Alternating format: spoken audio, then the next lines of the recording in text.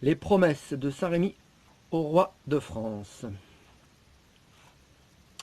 Saint Pape Hormidas, nous vous donnons tous nos pouvoirs pour tout le royaume de notre cher fils spirituel Clovis, que par la grâce de Dieu, vous avez converti avec toute sa nation par un apostolat et des miracles dignes du temps des apôtres. Le Testament. Apprenez que le royaume de France est prédestiné par Dieu à la défense de l'Église romaine, qui est la seule véritable Église du Christ. Ce royaume sera un jour grand entre tous les royaumes. Il embrassera les limites de l'Empire romain et il soumettra tous les peuples à son sceptre.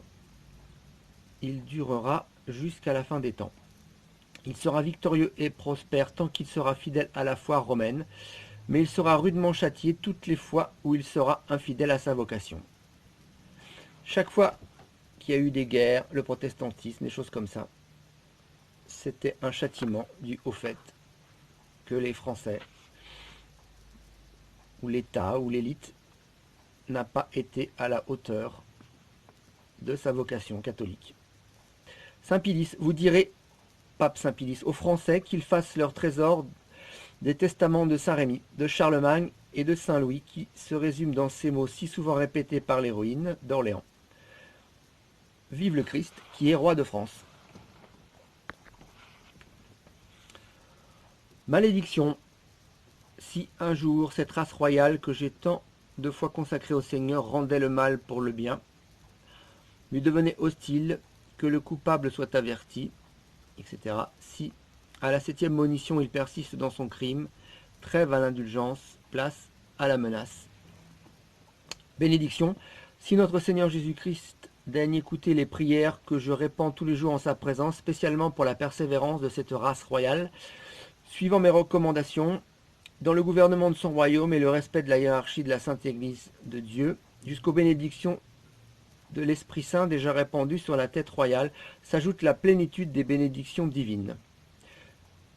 Que de cette race sortent des rois et des empereurs qui, confirmés dans la vérité et la justice pour le présent et l'avenir, suivant la volonté du Seigneur pour l'extension de la Sainte Église, puissent régner et augmenter tous les jours leur puissance et méritent ainsi de s'asseoir sur le trône de David dans la céleste Jérusalem où ils régneront éternellement avec le Seigneur.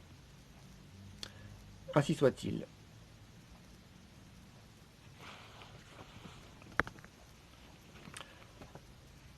C'est la répétition du serment fait par David, par Dieu à David, comme aussi celle des malédictions et des bénédictions. Rapport entre l'Ancien Testament et le Nouveau Testament. Dans le Testament de Saint-Rémy, il cite le trône de David. Rapport entre les deux.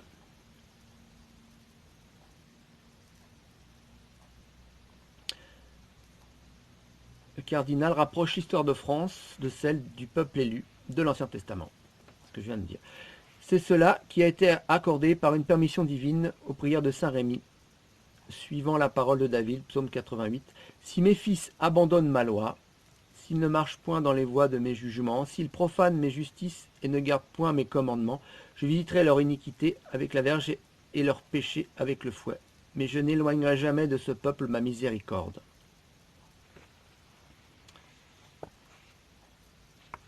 Quand on voit où on en est aujourd'hui, par rapport à ce qui devrait être fait, où la justice est corrompue, la fameuse élite détourne un max l'argent des impôts, il y a des lois complètement iniques, lois pédophiles. C'est le contraire de ce que doit faire la France.